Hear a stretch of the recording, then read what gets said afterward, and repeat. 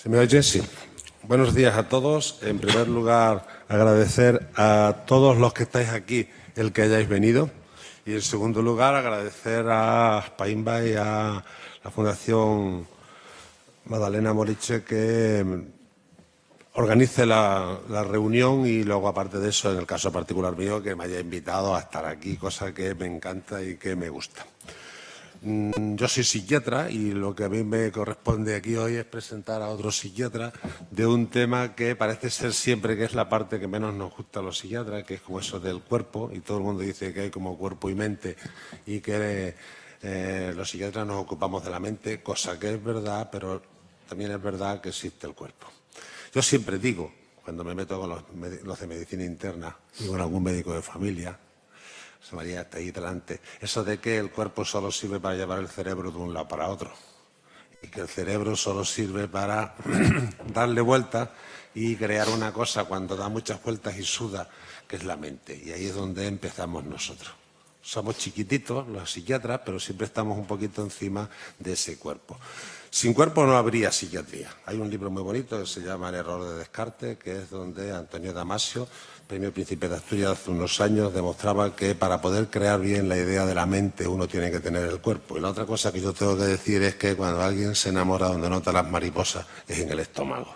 Es decir, que no podemos sentir emociones tan importantes como sería el amor si no fuera porque tenemos ese cuerpo que es capaz de hacernos sentir y que las decisiones importantes siempre se dicen viscerales, de la barriga. Ese es un poco el contexto en el que nosotros nos movemos. Voy a presentar, a un psiquiatra que diría que no sé los motivos, porque ya sabéis que los psiquiatras siempre preguntamos de todo, pero que es asturiano, estudió en Cataluña y ahora está trabajando en Alemania, cosa que a mí me encanta. Es decir, me parece que para poder hacer las cosas bien uno tiene que dar vueltas por el mundo y luego volver.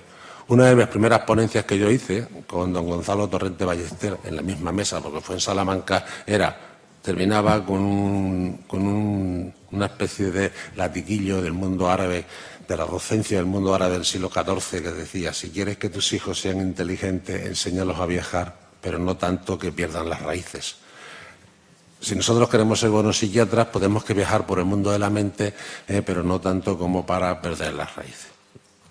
No sigo hablando, dejo ya que el doctor Peña hable de su ponencia y luego ya después en los comentarios, en las preguntas, si hay algo más que decir, pues ya lo haremos. Muchas gracias por venir aquí, bienvenida. Muchas gracias. Bueno, muchas gracias a Spainba y la Fundación. Se me oye bien, ¿no? ¿Sí? La Fundación Magdalena Moriche por invitarme hoy aquí. Es la segunda vez que vengo a Extremadura en este mes, desde Alemania. Para mí es un placer. Mi familia es extremeña, parte de padre, parte de madre, aunque soy nacido en Asturias. Y bueno, ha sido un viaje largo, ¿no? Ayer cené en Alemania, dormí en Portugal y hoy desayuno aquí con vosotros. Pero bueno, estoy encantado y siempre que me inviten yo dispuesto a venir, ¿de acuerdo? Entonces, bueno, la ponencia de hoy es medicina en el funcionamiento intelectual límite. El año pasado hablé de salud mental. No sé cuánta gente estuvo en la ponencia del año pasado. ¿Hubo alguien en la ponencia del año pasado? Perfecto. Porque hay algún artículo que he mantenido respecto a la ponencia anterior, porque creo que es interesante. La mayor parte es nuevo, pero si hubiera sido así, pues lo hubiera pasado un poco más de largo, ¿de acuerdo? Entonces, bueno, este es mi índice. Soy bastante estructurado en mi forma de organizar las cosas, a veces un poco patológico, Y bueno, pues empezaré comentando 4 ideas sobre lo que es el concepto de funcionamiento intelectual límite. No indagaré mucho en este tema porque creo que ya se ha hablado bastante en el día de ayer y luego ya entraré en patología médica, patología psiquiátrica. 2 bloques diferenciados. Tengo 50 minutos más o menos, ¿sí? Pues más o menos la mitad para cada bloque, ¿de acuerdo? Bueno, este es el índice que iré siguiendo, ¿vale? A nivel de concepto, funcionamiento intelectual límite, 2 vertientes, ¿no? La Asociación Americana de Discapacidad Intelectual lo considera más como un problema de funcionamiento, lo cual lo excluiría dentro de los trastornos generalizados del neurodesarrollo. Y, por otro lado, la sección de psiquiatría de la sección de discapacidad de la Asociación Mundial de Psiquiatría pues lo engloba dentro de los TGND, ¿no? Al igual que la discapacidad intelectual, que este año está más definida dentro de este grupo en el DSM-5. Y es un poco lo que yo voy a defender aquí, ¿no? O sea, las dificultades, los problemas, la comorbilidad médica y psiquiátrica asociada a este colectivo poblacional, ¿de acuerdo? Si bien los cambios respecto DSM-4 DSM-5, el concepto coeficiente intelectual desaparece en los diferentes grados de discapacidad y en el funcionamiento intelectual límite, digamos que se difumina un poco, ¿no? Y se centra más en el tema adaptativo y cómo las personas son capaces de funcionar dentro del mundo, ¿de acuerdo? Pero no entraremos en detalle porque creo que ayer lo hablasteis más, ¿eh? Esto es algo que Rosa ha comentado. Rosa ha hecho una ponencia extraordinaria y además me ha dado pie a muchas de las cosas que voy a comentar aquí, ¿eh? Veréis que muchas de las cosas que he introducido yo las voy a comentar un poco más desde un punto de vista médico, ¿de acuerdo? Entonces, bueno, ella comentaba, ¿no? Personas con funcionamiento intelectual límite, las hay que tienen un funcionamiento pues que necesitan muchos apoyos, ¿no? Y que prácticamente funcionarían como discapacidad intelectual ligera, y otras solamente tendrían dificultades en determinados momentos, sobre todo en situaciones de estrés o en situaciones en las que no están acostumbrados a funcionar. Es cuando se evidenciarían este tipo de discapacidades, ¿no? Explicaba ella el ejemplo, ¿no? Una persona que siempre ha hecho lo mismo durante toda su vida y se le propone un cambio. Si bien eso a todos nos asusta un poco, una persona con dificultades cognitivas, pues todavía más, ¿no? Bueno, esto es un poco el concepto, definición de Confield. Simplemente lo he puesto para hablar de la heterogeneidad, que ella también lo ha destacado, ¿eh? Si bien todos somos diferentes, se tiende en discapacidad intelectual a englobar a toda la gente en casillas, ¿no? Y esto es un error grande que ahora iremos viendo, ¿eh? Bueno, un poco de porcentajes. Ella habló, Rosa, entre un 1 y un 2% de funcionamiento intelectual límite reconocido. Hay gran variabilidad en esto, ¿no? O sea, un 12% en el Reino Unido se ha reconocido, un 32% en población en penitenciaria en Colombia y en España tenemos un 3% reconocido, ¿eh? Según la literatura que yo manejo. Entonces, bueno, dentro de las patologías médicas voy a empezar hablando del bloque neurológico, que es en el que yo trabajo ahora. Trabajo en una unidad de epilepsia en discapacidad intelectual y alteraciones de conducta. Es una unidad bastante específica que tenemos en un centro de psiquiatría en el sur de Alemania, y yo esto es lo que más veo, ¿eh? A día de hoy, neuropsiquiatría, ¿vale? Veréis que comento algunos artículos de epilepsia, pero siempre vinculados a la psiquiatría. Entonces, bueno, esto es un artículo que quería comentar. Os digo, toda la ponencia está basada en evidencia científica. Todo lo que presento son artículos científicos. Yo no tiendo a dar mucho mi opinión personal. Opinión personal sí, pero intento no hablar mucho de la experiencia subjetiva, porque en medicina a veces eso ocasiona error tras error, e intento basarme solo en evidencia científica, que es lo que a día de hoy se recomienda en medicina y especialmente en psiquiatría. Entonces, bueno, la enfermedad de SEGABA es una enfermedad rara, una prevalencia de 1 por millón. Es una enfermedad neurológica que afecta normalmente a los niños. Son distonías en miembros inferiores que empiezan en un miembro inferior y luego van progresando. También se asocia con síntomas parkinsonianos en la edad adulta. Bueno, es una enfermedad determinada, compleja, y yo la comento aquí por un motivo concreto, ¿no? Y es que, teniendo en cuenta que la prevalencia es de 1 por millón, en este estudio recogieron 14 pacientes, o sea, es un estudio muy potente para la prevalencia de la enfermedad. Y lo que observaron es que 9 de estos individuos tenían coeficiente intelectual límite. Previamente a esto siempre se habló de que la enfermedad de SEGABA no se relacionaba con discapacidad intelectual o con dificultades cognitivas. Y esto, de alguna manera, da un cambio en la visión de este grupo, ¿no? Voy presentando alteraciones neurológicas para evidenciar que, de alguna manera, el funcionamiento intelectual límite tiene una comorbilidad médica también que se ha estudiado muy poco. Vale. Otro artículo, más en mi rama actual, que es la psicosis interictal, ¿no? La psicosis interictal entra dentro de las psicosis epilépticas y hay muchos tipos, ¿no? Pero la que vamos a tocar aquí es la interictal. Eso significa que un individuo tiene una crisis epiléptica, por ejemplo, vamos a poner una frecuencia de 1 cada 6 meses, y entre esos 6 meses desarrolla un cuadro psicótico.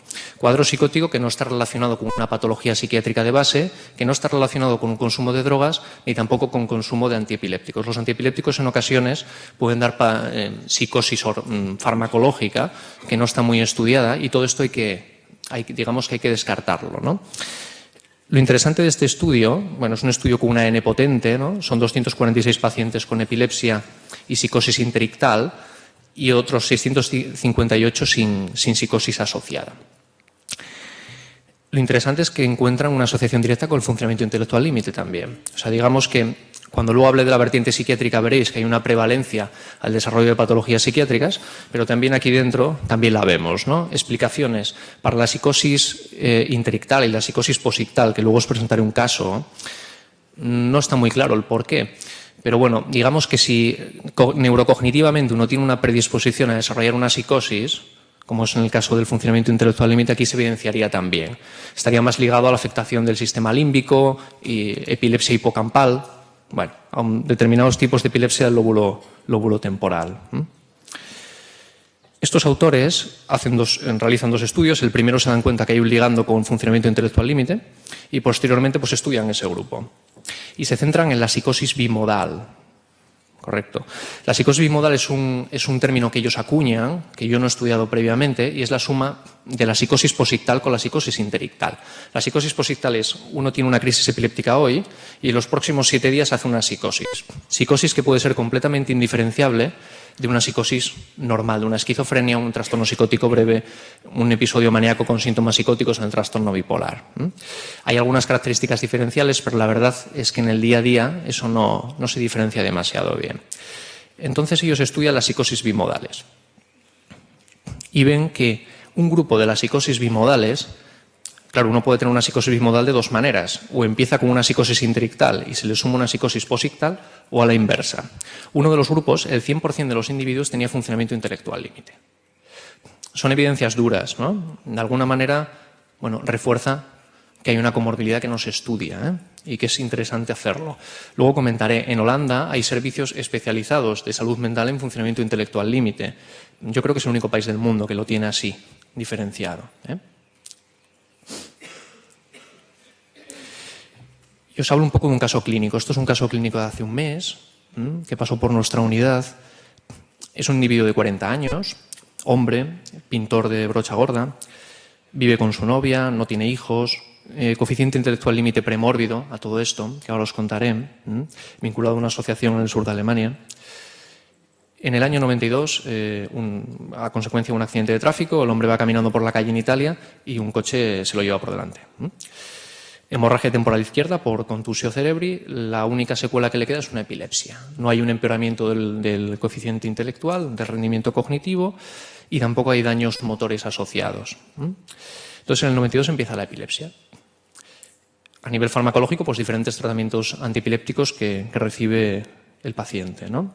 En el 2012 abandona la medicación y empieza a tener crisis epilépticas 2-3 al mes, más o menos. Es importante recalcar que no hay una patología psiquiátrica comórbida en eje 1, que es indispensable para hacer el diagnóstico de psicosis epiléptica. Y además el paciente está sin tratamiento farmacológico cuando llega a nosotros. También es importante descartar, por ejemplo, tratamientos farmacológicos como el levetiracetam o otros, ¿no?, que pueden dar psicosis farmacológicas. Entonces, el 1 de septiembre del 2014, el paciente está en una ciudad del sur de Alemania, una ciudad pequeña, y se le encuentra en un gimnasio amenazando a la gente, totalmente confundido. Llegan los cuerpos policiales, al ver que está confundido el paciente llaman al SEM, ¿no?, lo que sería el SEM allí. El SEM viene, intenta razonar con él, acaba en contención mecánica y en una unidad de psiquiatría. El paciente tiene que ser contenido en 3 ocasiones por agresividad. Después de 10 días se le instaura un tratamiento antipsicótico, haloperidol con diazepam. Bueno, antes de esto, 10 días en la unidad de psiquiatría y durante esos 10 días tiene 2 crisis epilépticas, ¿vale? Esto es un tema que olvidé decir. 2 días antes del suceso, el paciente había tenido una crisis epiléptica también. Entonces el paciente está estable, no hay síntomas psicóticos tras haloperidol 15 miligramos, creo, y diazepam 30 miligramos, y se le deriva a nuestra unidad. Unidad de discapacidad intelectual, epileptología. Entonces, bueno, a la evaluación el paciente no tiene síntomas psicóticos, está muy lento, cansado, muy parkinsonizado. Entonces, bueno, el diagnóstico diferencial es una psicosis posictal y el tratamiento es retirar el tratamiento antipsicótico, ¿no?, y ajustar la dosis de antiepilépticos. Vamos retirando progresivamente el tratamiento, se ajusta el levetiracetam que ya se había iniciado en la unidad de psiquiatría, porque ya hay que decir, la neurología y la psiquiatría trabajan muy de la mano. Aquí el doctor lo podrá decir, parece que nos tenemos un poquito de alergia muchas veces. Allí está mucho más vinculado. Incluso durante la residencia hay que hacer un año de neurología. Los psiquiatras y los neurólogos un año de psiquiatría para para ser adjuntos, ¿no? Entonces, bueno, ellos inician el tratamiento antiepiléptico y nos lo derivan. Empezamos a retirar los antipsicóticos, hacemos una combinación con 2 antiepilépticos, que creo que fue con la cosamida. Y, bueno, el paciente no presenta ninguna sintomatología psicótica, no hay alucinaciones auditivas. No os he comentado, además, qué es lo que le pasaba al paciente. El paciente refería que no recordaba nada de lo que había pasado. Cuando yo lo entrevisto, no hay clínica alucinatoria, no hay ideación delirante, pero él no recuerda nada. Simplemente recuerda que él tuvo la sensación de que un hombre mayor se llevaba a un niño. Es lo único que recuerda. No recuerda nada ni del episodio en el gimnasio ni la semana siguiente en la unidad de psiquiatría, ¿no? Lo cual también en ocasiones se asocia con las psicosis epilépticas, ¿vale? Entonces lo retiramos todo, ajustamos tratamiento antiepiléptico, hacemos un electroencefalograma al alta de larga duración, no hay potenciales epileptogénicos, potenciales epilépticos típicos, y lo altamos, ¿de acuerdo? Entonces, bueno, el diagnóstico es una epilepsia focal sintomática, porque este paciente tenía una epilepsia a raíz del año 92, después de la contusión, estado tras hemorragia temporal izquierda por contusio cerebri y una psicosis posictal en remisión actual, con un funcionamiento intelectual límite premórbido. De alguna manera, es una psicosis posictal, casa con el artículo que os he presentado antes. Vale. Y ahora ya centrándonos un poco más en neurología pura, os voy a presentar simplemente verlo por encima, un artículo son casos clínicos. Hay muchos en la base de datos PubMed. Sabemos muchos casos clínicos aislados, ¿no? Que hablan de determinado síndrome genético con funcionamiento intelectual límite y con epilepsia resistente a tratamiento. Esto es un tema que se ve. Lo que pasa es que son casos muy puntuales y también liga un poco con la heterogeneidad que hablábamos antes, ¿no? Es difícil de estudiar, pero hay que tenerlo en cuenta. Nosotros vemos muchos, Y también es verdad que hacer los análisis genéticos son muy caros y muchas veces no se hacen, porque vale mucho dinero. Movilidad y funcionamiento intelectual límite. Os presento el último artículo de la rama de neurología vinculada a funcionamiento intelectual límite. Este es un estudio también muy interesante, con 170 niños, y estudian la movilidad de los mismos, ¿no? Y lo que observan es que en discapacidad intelectual un 81% tenían dificultades motoras y en funcionamiento intelectual límite un 60%. De ese 60%, que ayer venía leyendo el artículo en el avión, el 30% severa. O sea, realmente hay una dificultad motora asociada. Un 30% del funcionamiento intelectual límite. En ocasiones no lo vemos, pero quizás es un poco de efecto profesional, pero yo lo que veo es esto. Y esto es un tema que yo siempre recalco, que no hay que olvidar la comorbilidad médica y especialmente la neuropsiquiátrica, ¿no? A la hora de ver un paciente con discapacidad intelectual o funcionamiento intelectual límite. Cambiamos de tercio y hablamos de enfermedades cardiovasculares. Esto es algo que todo el que trabaja en discapacidad y en inteligencia límite lo tiene en mente, ¿no? Pero lamentablemente no hay literatura al respecto. Por lo tanto, no nos queda más que basarnos en síndromes genéticos, ¿no? ¿Qué síndromes genéticos funcionan en ocasiones con coeficiente intelectual límite y tienen problemas vasculares, cardiovasculares diagnosticados, ¿no? Síndrome de Williams ya lo conocemos, síndrome velocardiofacial también, malformaciones cardíacas tipo tetralogía de Fallot. Para la gente que pueda pensar, ¿no? O sea, que el síndrome velocardiofacial solo se ve en discapacidad intelectual. Eso no es así. Este es un artículo que lo refuta, ¿no? Es un artículo que no vamos a entrar. Habla de las capacidades de aprendizaje en individuos con síndrome velocardiofacial, con inteligencia límite o discapacidad intelectual y funcionamiento normal. Y, bueno, evalúan qué dificultades de aprendizaje tienen cada uno de ellos. Pero, bueno, lo he puesto simplemente para reforzar la idea de que muchos velocardiofacial se asocian a funcionamiento intelectual límite. Más síndromes asociados a patologías cardiovasculares, el síndrome de Turner, ¿no? Coartación de aorta, hipertensión arterial asociada, síndrome alcohólico fetal, exposición del feto al alcohol, ¿no? Alteraciones cardiológicas múltiples, síndrome de Down, ¿vale? Enfermedades bucodentarias. Aquí solamente os presento un artículo, es un artículo nuevo del 2014, es un artículo simple pero muy bien hecho, y se basa simplemente en caries y gingivitis, ¿no? La incidencia de caries y de gingivitis en población con discapacidad, funcionamiento intelectual límite y población general, ¿no? Es un artículo, creo que la N es importante, 252, exacto. Y lo interesante es que el funcionamiento intelectual límite, 90% de caries. Cuando, yo no soy estomatólogo, pero a nivel general, cuando lo revisamos, calculamos un tercio. O sea, lo normal es un 30% en población española, población europea. Funcionamiento intelectual límite, un 90%. Evidentemente va asociado a una situación socioeconómica más baja en muchas ocasiones, ¿no? Pero bueno, es un tema que hay que tener en cuenta, ¿no? Funcionamiento intelectual límite, revisión de patología bucodentaria también. Sobrepeso y obesidad. Un poco por la misma línea, ¿no? Este es un estudio de Emerson. Emerson se caracteriza por estudiar mucho la rama social asociada a la discapacidad intelectual y al funcionamiento intelectual límite. Y otra de las características de Emerson es que los estudios son muy potentes. Este estudio tiene 10.000 individuos. O sea, las conclusiones que se sacan de ellos se pueden extrapolar muy bien, porque la N es muy fuerte, ¿no? Entonces, bueno, lo que estudian es el índice de obesidad y sobrepeso. Creo que es una muestra australiana. Y lo que ven es que los individuos con discapacidad y funcionamiento intelectual límite tienen más sobrepeso a lo largo de los años. Estos son 2-3 años. Bueno, es igual.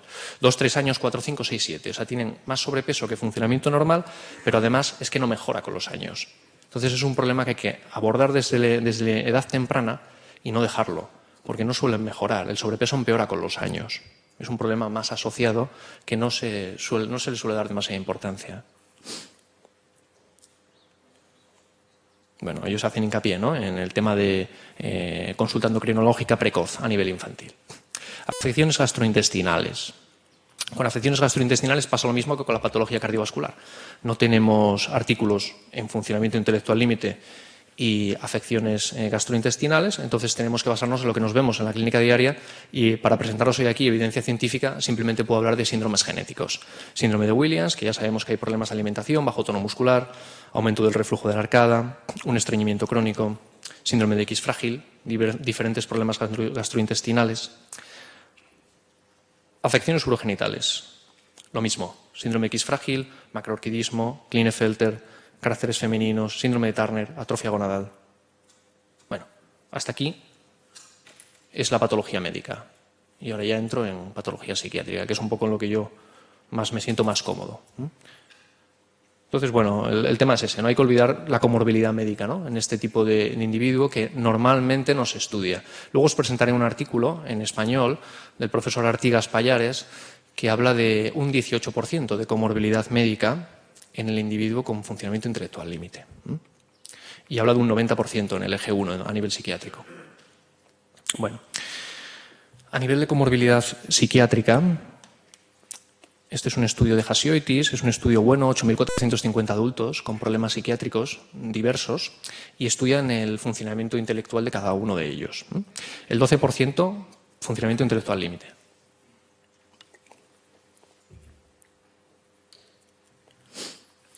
Tipos de patologías psiquiátricas que se asocian. Rosa comentaba depresión. Ahí lo tenemos, ¿no? Hay un aumento de la depresión respecto a población general en funcionamiento intelectual límite, pero es muy importante también el tema de los trastornos de personalidad. Lo comenté mucho el año pasado, en las últimas jornadas, y como era un tema largo, porque el año pasado era principalmente tema principal trastornos de personalidad, no he querido entrar. Pero bueno, hay que destacar que hablan de un 37%. Sí que es verdad que los trastornos de personalidad son un tema controvertido, ¿no? Siempre se dice, el individuo con discapacidad y con inteligencia límite o es un TP o es inmune a los TPs, ¿no? Hay en función del centro, o todos son trastornos de personalidad o ninguno lo es. Es un tema controvertido. Pero bueno, hay un tanto por ciento destacable. También es importante, que ahora aquí no lo veo, el trastorno de hiperactividad. Os presentaré luego datos del trastorno de hiperactividad y atencional, se liga mucho al funcionamiento intelectual límite. Y el consumo de tóxicos, que es un tema que no se le suele dar importancia y cada vez va cogiendo más auge.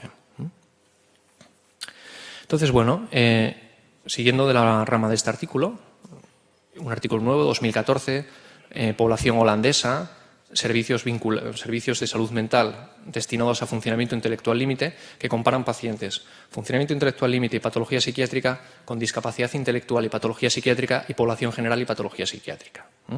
Se puede decir que probablemente sean los únicos en el mundo que pueden hacer esto. Entonces, ¿qué observan? Bueno, ahí tenéis las Ns, ¿no? Una N de unos 1.300 pacientes. Vale. Lo que observan es que el trastorno que es más frecuente en el funcionamiento intelectual límite es el trastorno por estrés postraumático. a colación de lo que comentabais antes y de la asociación de abuso sexual de niños que han recibido abuso sexual, es un tema muy importante. ¿Por qué? Como luego comentaré, el trastorno por estrés postraumático no solamente se debe a que el funcionamiento intelectual límite se expone a situaciones, que esto también se ha comentado, pero bueno, lo reitero, en las que es más vulnerable, intenta relacionarse con individuos con coeficiente intelectual en ocasiones superior al de él y es más fácilmente manipulable.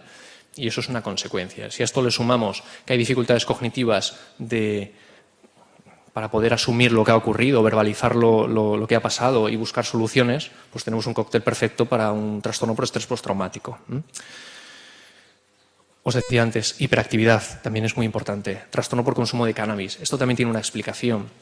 En algunos círculos es más fácil entrar a través del consumo. Alcoholismo, cannabis. Yo tuve un paciente hace 3 años en Vic que era un trastorno por dependencia de cannabis muy claro, una discapacidad intelectual leve y bueno, él explicaba que su única forma de socializarse era a través del consumo de cannabis. Y la realidad es que era así. Estaba completamente adaptado, pero solo asociado al cannabis. Si no había cannabis, no había socialización.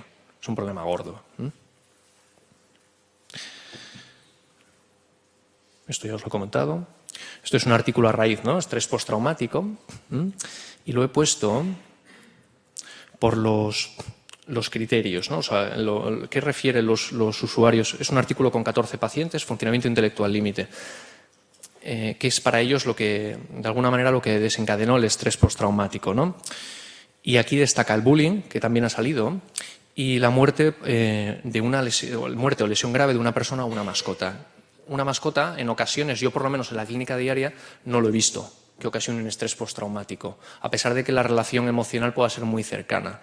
En discapacidad intelectual o inteligencia límite es viable. Este tipo de cosas hay que tenerlas en cuenta. Hay estudios, aquí no os he presentado ninguno sobre depresión, porque no quería reiterar, pero que hablan de que la inmensa mayoría de las depresiones en funcionamiento intelectual límite y DI leve moderada se asocian a un evento traumático previo. Y prácticamente no se estudia. Son eventos traumáticos que son difíciles de identificar y que en ocasiones se pasan por alto. Psicosis. A nivel de psicosis, un estudio, 372 personas con esquizofrenia. Se evalúan cuántas de ellas tienen inteligencia límite, solo un 16%, y los síntomas que tienen. Es decir, comparan esquizofrenia en población general con esquizofrenia en funcionamiento intelectual límite. Y observan que hay sintomatología diferente, lo cual es bastante interesante, ¿no?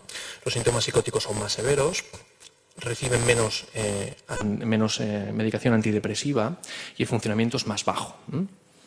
¿Vale? Otro artículo de la misma línea, ¿vale? 708 pacientes y lo mismo. De estos 708 pacientes, un 18% funcionamiento intelectual límite. ¿Y qué síntomas tienen? Más síntomas negativos, más disfuncionalidad, más efectos secundarios a la medicación. Eso también se ve mucho. Como el caso que os presenté antes, haloperidol 15 miligramos, un parkinsonismo total. El paciente no puede ni caminar. Puede pasarle a cualquier persona, pero no es tan frecuente. Lo mismo que con los antiepilépticos. Efectos secundarios a nivel cognitivo de los antiepilépticos en población general prácticamente no se ven, o se ven mucho menos. En discapacidad intelectual e inteligencia límite, muchísimo. Esquizofrenia, inteligencia límite o discapacidad, como veis algunos artículos no diferencian, pero igualmente hay que utilizarlos porque no hay suficiente literatura. Es un artículo antiguo, habla de la clozapina en psicosis, 5 pacientes, 4 de ellos responden favorablemente. Uno de ellos abandona el tratamiento, creo que es por aumento de peso. Pero bueno, en principio, con clozapina no habría tanto problema como con otros antipsicóticos. Lo cual no es de sorprender porque es de los antipsicóticos que menos efectos extrapiramidales produce, ¿no? Suicidio. También se ha hablado del suicidio, han presentado un caso clínico. Bueno, la experiencia de una persona con funcionamiento intelectual límite que decide tener un hijo, ¿no? Y después no puede soportar la situación y se suicida. ¿Qué dice la literatura? Un estudio también de Hasioitis, 6.800 pacientes, 16% funcionamiento intelectual límite de los que cometieron intentos suicidas. Cuando realizan la entrevista clínica lo que observan es que hay menos ideación suicida, es más impulsiva y más manipuladora, lo que no quiere decir que se suiciden menos.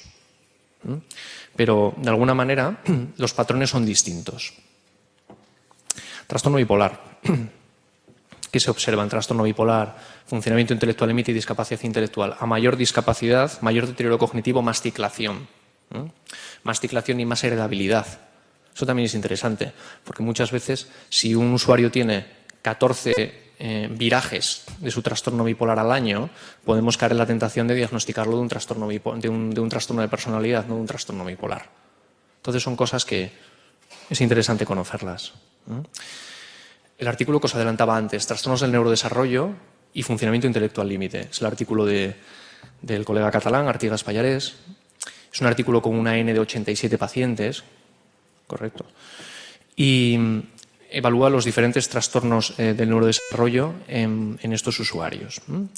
Y observa que el trastorno de hiperactividad es un 59%, es altísimo la hiperactividad en el funcionamiento intelectual límite, lo cual hace que todavía su capacidad, no su capacidad cognitiva, sino la forma de solucionar y de adaptación sea mucho más compleja. Su rendimiento, no me salía la palabra, el rendimiento es mucho más bajo. Bueno, él comenta, ¿no? Si somos capaces de tratar el trastorno de hiperactividad de forma temprana, probablemente podamos mejorar mucho el rendimiento de estas personas, pero esto se ha de hacer de forma temprana. Otro dato interesante, ¿no?, es que ya os anticipé antes, diagnósticos médicos, un 17%, comorbilidad médica destacada, no olvidarlo. La medicina de la psiquiatría en la discapacidad y en la inteligencia límite no ha de ser solo una psiquiatría. El doctor lo explicaba antes, se tiene que ver desde una perspectiva global. Es una medicina de la discapacidad. En Alemania hay una medicina de la discapacidad intelectual. Y la gente tiene que conocer las diferentes vertientes para poder tratar a estos pacientes que son muy complejos. TDAH. Algunos artículos. 5.700 niños, de los cuales 90, creo que son 70, cursan con funcionamiento intelectual límite, 30% TDAH. Antes os expresé 60%, aquí un 30%. Igualmente, lo importante es que es alto el porcentaje de TDAH en la discapacidad, en la inteligencia límite. Otro tema, ¿no?, que nos interesa saber, sobre todo a los psiquiatras, ¿es igual la manifestación de los síntomas en el funcionamiento intelectual límite y en la discapacidad que en población general del TDAH? Porque si es tan prevalente es interesante saber cómo lo diagnosticamos, ¿no? Bueno, hay diferentes opiniones, ¿no?, como que si son síntomas más atípicos y demás. Aquí en este artículo eso no lo consideran tanto. Sí que hay una tendencia mayor a la impulsividad, pero bueno, probablemente es lo que más podemos valorar, más que por un tema de que sea un patrón. Lo interesante es que los síntomas son más severos y que además perduran en el tiempo. Los niños con hiperactividad a lo largo de los años mejoran en la esfera de hiperactividad y la esfera atencional es la que queda más marcada. En funcionamiento intelectual límite y discapacidad esto no lo vemos tanto, por lo tanto los problemas perduran. La pregunta que surge después de esto, ¿no?, es ¿la medicación es efectiva o no es efectiva? Siempre se ha hablado mucho de este tema, ¿no? ¿El metilfenidato es igual de efectivo en funcionamiento intelectual límite, discapacidad intelectual que en población general? Según estos autores, sí. Lo que ocurre es que los síntomas son más severos. Esto también se puede criticar. Pero bueno, es un artículo bastante reciente y, en mi opinión, está bien hecho, porque además compara funcionamiento intelectual límite, coeficiente normal y coeficiente superior a lo normal, algo que no solemos ver, ¿no? Y lo que sí que se ve es que responde peor el tratamiento, pero porque los síntomas son más severos. Igualmente responde en los tres grupos. Metilfenidato es efectivo. Psiquiatría penitenciaria. Ya hemos hablado, psiquiatría penitenciaria. Hablé en las jornadas del año pasado también. No me quería repetir, pero hay que tocarlo este tema. ¿Por qué hay que tocarlo? 53% de los individuos con un CI no verbal menor de 90 cumplen condena. Es que es muchísimo. Es un tema que hay que tocar. Tienen más riesgo de caer en conductas delictivas, son más manipulables, se introducen en situaciones que no entienden, no comprenden y que no pueden manejar de una forma correcta, son carne de cañón. Otro artículo holandés. ¿Es este el que os quiero presentar? No, esto es un artículo que presenté el año pasado, es sobre el tanto por ciento. Un 11% de la población que cumple condena en Holanda tiene coeficiente intelectual límite. Y este es el que os quiero presentar. Es un estudio de este año, también holandés, del año pasado, también holandés, y valora las características diferenciales entre los presos con funcionamiento intelectual límite y con población general. ¿Y qué se ve en los presos con funcionamiento intelectual límite? TDAH. Hay trastorno de hiperactividad. El trastorno de hiperactividad se asocia con impulsividad, más facilidad para cometer delitos. Aquí concretamente hablan de delitos de tipo sexual, en este estudio. Y también consumo de cannabis, probablemente por esa necesidad de socialización en los grupos. Y ya estoy terminando, casi me va a sobrar hasta tiempo. Y a nivel de tratamiento farmacológico, hay muchos estudios que hablan de tratamiento farmacológico, presenté algunos el año pasado, pero este me ha gustado porque es una revisión muy seria, es una revisión sistemática que solamente coge estudios doble ciego y digamos que corta en una N determinada. O sea, son estudios muy serios. Aquí tenéis el análisis que hace, ¿no? Se queda con 6 estudios y la idea es los antipsicóticos atípicos mejoran la conducta agresiva en las personas con coeficiente intelectual límite o discapacidad, sí o no, versus placebo, ¿no? Se ve que hay una mejoría conductual marcada. A nivel de efectos secundarios, todo el mundo sabe lo que hay, ¿no? O sea, aquí no hay ningún caramelo gratis. Siempre hay efectos secundarios. Igualmente aquí sí que se comenta que es bien tolerable.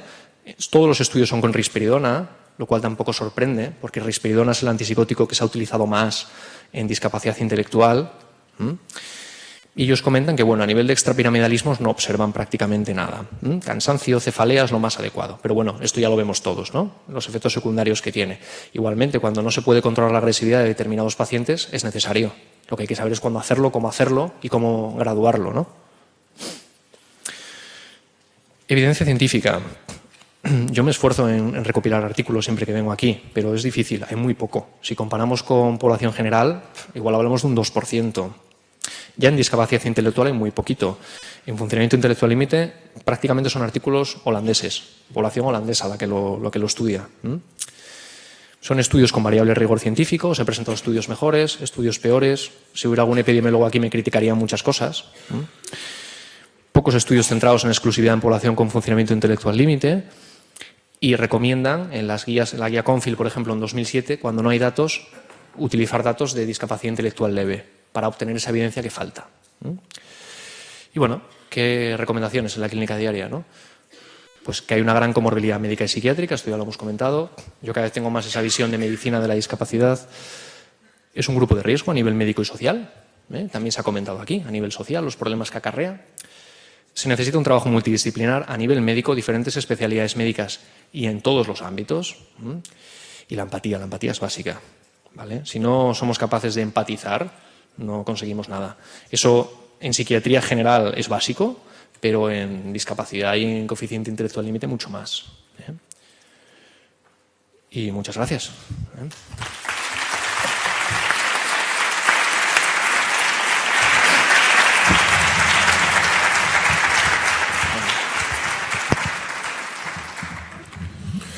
Estas son 2 imágenes, una es de Ravensburg, que es donde estoy trabajando ahora mismo, y otra es pues aquí de Badhof, ¿no? Que siempre quedan bonitas al acabar. Y... Muchas gracias, Carlos. Y a ver, alguna preguntita que había por ahí. Sí, muchas gracias. ¿Cómo daña el cannabis el cerebro de un adolescente con TDAH e inteligencia límite? ¿Efectos o consecuencias? Es una pregunta compleja, ¿eh?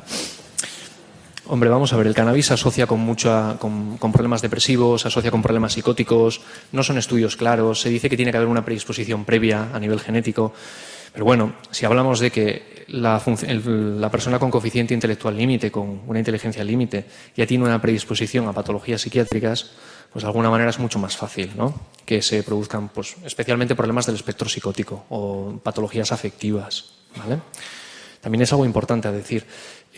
La fase del disfrute al enganche en discapacidad es mucho más rápida. Digamos que hay menos fase de jugueteo con cualquier tóxico. Se consume y se engancha. Esa es una diferencia bastante categórica, ¿vale? Existen estudios que relacionan autismo con inteligencia límite. Os he presentado el estudio del 2007 que habla de diferentes trastornos generalizados del neurodesarrollo, pero yo no conozco ninguno, lo he revisado y no hay ningún estudio que hable de trastornos del espectro autista y funcionamiento intelectual límite. Igual a mí se me ha escapado, ¿eh? Yo reviso principalmente la base de datos PubMed. PsychoInfo casi no la utilizo, puede ser, pero yo no lo he encontrado, ¿eh?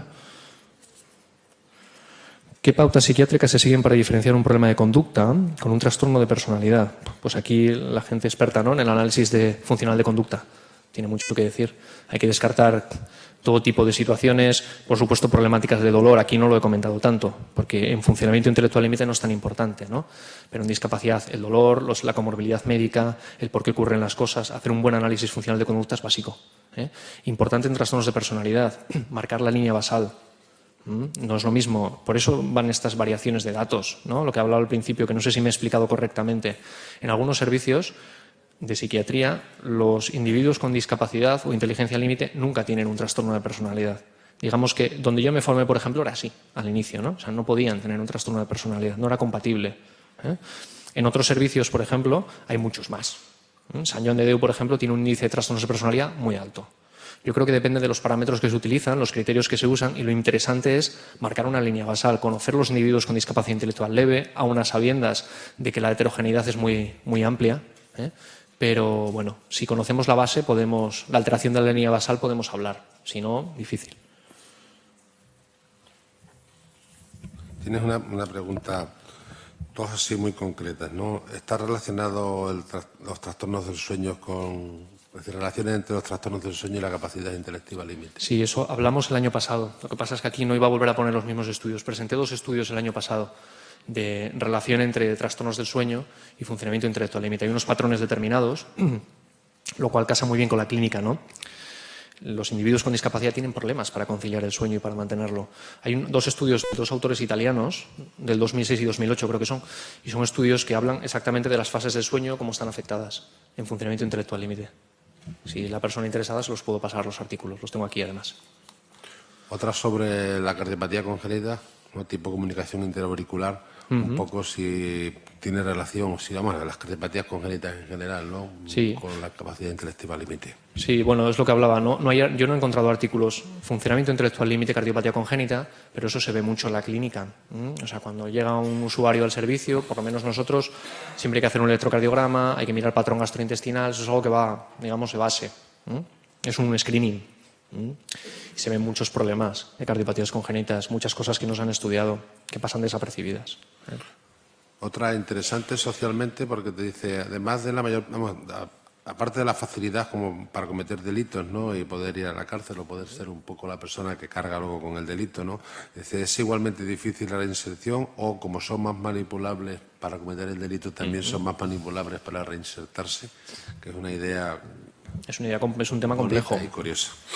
Hombre, sí, más difícil tiene que ser. O sea, se necesita ayuda profesional, especializada, que pueda abordar ese tipo de individuo en una situación determinada. Yo no conozco ningún grupo especializado en eso, por ejemplo, ¿no? Pero, hombre, más complejo es la reinserción. Hombre, luego aquí entrarían otros temas, ¿no? Si el trastorno de hiperactividad existe, si hay que tratarlo a la edad adulta o ya no lo tratamos. Bueno, es un trabajo multidisciplinar. Desde el punto de vista del psiquiatra, por supuesto que se puede trabajar, no es algo que se tenga que dejar ahí como imposible para nada, pero que será más complejo, claro está. O sea, un rendimiento cognitivo más alto facilita la comprensión de las cosas y buscar otros caminos. 2 de personalidad, así en general, una diferencia entre trastorno de personalidad y bipolar, en aquellos casos en los cuales un poco estén ahí. Y la otra es si en el caso de una persona con un trastorno límite, ¿no?, de capacidad intelectiva límite, los factores sociales, ambientales, influyen más en su estructura de personalidad que una persona que no la tenga, ¿no? Vale. La primera, trastorno bipolar, trastorno de personalidad. El problema está en que hay algunos autores que simplemente, o sea, 3 días o 4 días, creo que son 4 días en el DSM-5, en fase maníaca ya lo consideran un episodio maníaco. Pero hay muchos psiquiatras que se muestran reacios a esto, ¿no? O sea, muchos, y yo me incluyo un poco, necesitamos que se vea una fase maníaca muy clara o una fase depresiva muy evidente para poder hacer el diagnóstico de bipolaridad. Muchas veces los individuos con trastorno límite de la personalidad hacen muchos cambios de los estados de ánimo y eso no quiere decir que sean bipolares. Y claro, es importante porque el tratamiento es completamente diferente.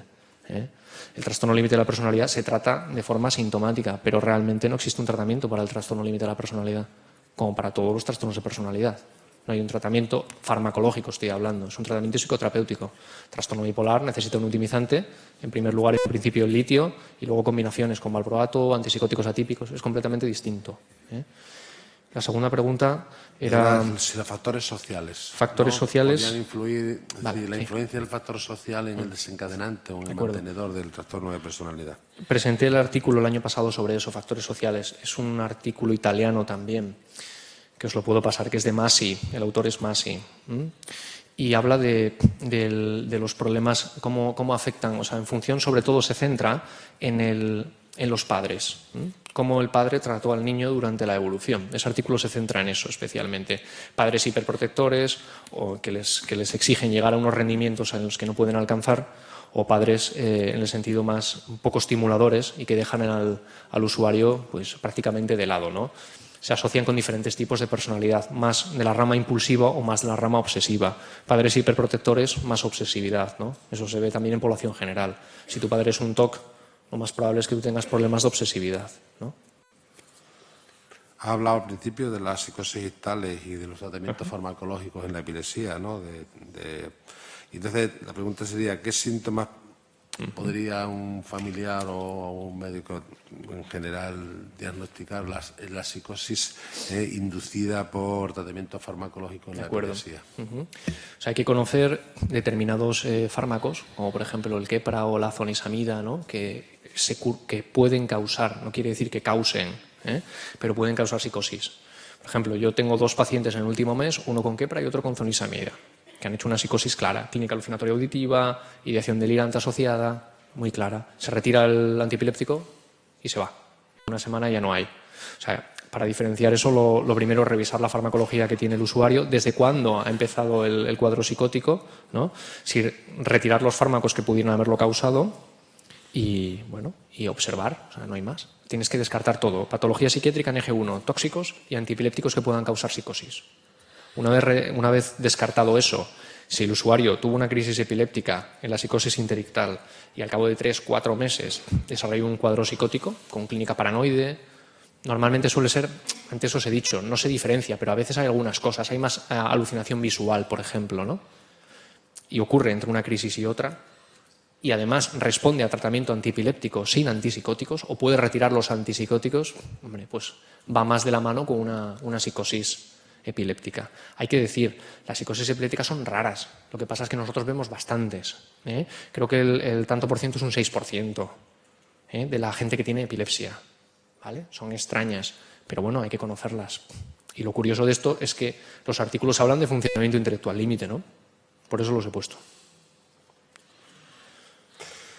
Ahora tienes 3 preguntas sobre TDAH, para que demos opinión. Dice, ¿qué opinas de las teorías actuales que defienden que el TDAH no existe? Hombre, yo estoy totalmente en contra, lo siento.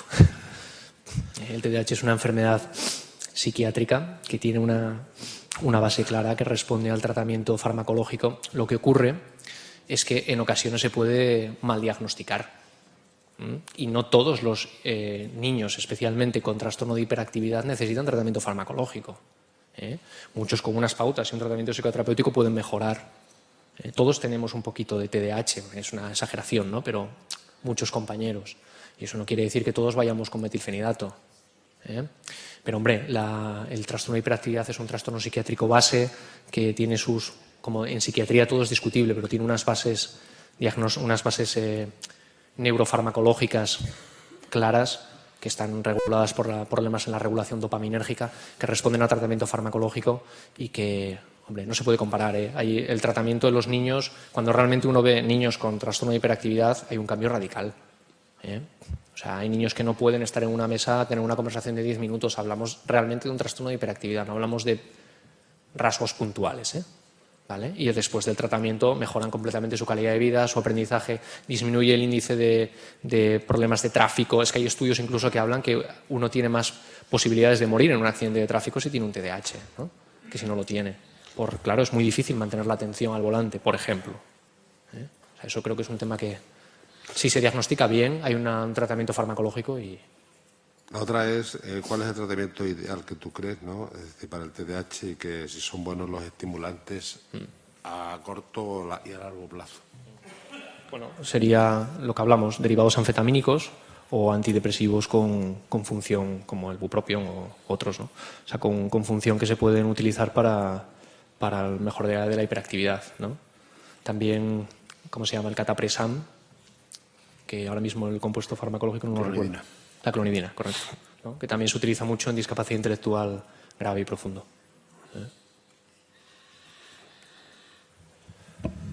Me dice uno, la pregunta del qué opinamos del TDAH me dice que también conteste yo y voy a hacerlo, ¿no? Es decir, me dice, usted Gutiérrez. Bueno. Sí, es verdad que para nosotros el TDAH, vamos, yo soy psiquiatra infantil, ¿vale? Entonces ningún problema, no tengo problemas para aceptarlo. Pero para que yo me pueda explicar bien sería como el equivalente a si a un médico le pregunta qué piensan de la fiebre, ¿vale? Y qué hay que hacer con la fiebre. Ahora mismo se está diagnosticando el TDAH por una lista de síntomas. Es como si diagnosticamos una enfermedad porque tengo una temperatura alta. Una cosa es tener la temperatura alta, otra cosa es tener fiebre, otra cosa es tener una enfermedad febril. Tener un SIDA con fiebre, tener una neumonía con fiebre o tener una gripe con fiebre es tener fiebre en los tres casos, pero no se trata igual. El TDAH no es que un niño se mueva mucho, sea muy inquieto, no preste atención y que aparte de eso sea un poco impulsivo. El TDAH es una estructura que tiene que estar ahí mantenida durante un tiempo.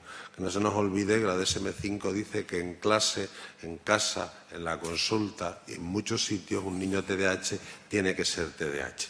Es decir, no es en la clase la profesora dice, pero la madre no lo ve. El verdadero TDAH, si sus padres están separados, el padre está de acuerdo, la madre está de acuerdo, la abuela está de acuerdo, la abuela materna está de acuerdo, el profesor está de acuerdo y el psiquiatra cuando va a la consulta en los 20 minutos está de acuerdo. Ahí el tratamiento farmacológico está genial. Es guay del Paraguay, no hay ningún problema en dárselo. Su evolución va a ser muchísimo mejor a corto, a medio y a largo plazo. En general. Ahora habrá muchos niños que la madre diga que tiene TDAH, la abuela, el padre, el tío y el profesor que no, y ahí pues podemos discutir mucho. En esos casos, obviamente, hay muchos tipos de tratamientos que se deben intentar antes de hacer un tratamiento farmacológico más serio. Y una pregunta mía para ti, ¿en Alemania tratan TDAH de adultos con frecuencia alta o no? Normalmente no. Normalmente no. 2-3% de... Se refiere a si se trata en la edad adulta. Diagnosticar en la edad adulta no es frecuente. Es criticable, se puede hacer, pero no... Nos queda medio minutito para cumplir el horario. Una persona diagnosticada de TDAH en la edad adulta ha tenido que tener precisamente ese trastorno en la infancia. Pues sí, es un trastorno que es el del neurodesarrollo, ¿no? O sea, es un trastorno que se tiene que ir desde niño. Lo que pasa es que se puede diagnosticar en la edad adulta y haber pasado desapercibido como en la infancia. Pero bueno, ahí es donde viene la cuestión, ¿no? Si totalmente obligatorio. Eso es totalmente obligatorio. No se puede tener un TDAH de adulto si no se ha tenido de chico. Antiguamente había que tenerlo antes de los 7 años. En la nueva clasificación se admite antes de los 12. Es decir, que toda persona que de adultos no diagnostiquen de TDAH antes de los 12 teníamos que haber tenido los síntomas, ¿no? Puede una madre, un padre, un pediatra o un médico no haberse dado cuenta o no haberlo, ¿no? Vale. Pero luego eso es una pregunta trampa, porque si no me lo han diagnosticado ahora recientemente, ¿vale? En la época mía de cuando yo era chico podía pasar, pero ahora no, con todas las exigencias que ha dicho la ponente de antes que hay, es muy raro que una persona llegue a los 14 años sin que haya dado problemas un TDAH y que luego los dé a los 20 o los 30, ¿no? Con lo cual es muy raro que tú te encuentres esto. Pero por definición hay que tenerlo antes de los 12 años. Bueno, pues muchísimas gracias, ha sido un placer. Carlos, muchas gracias y hasta otro año.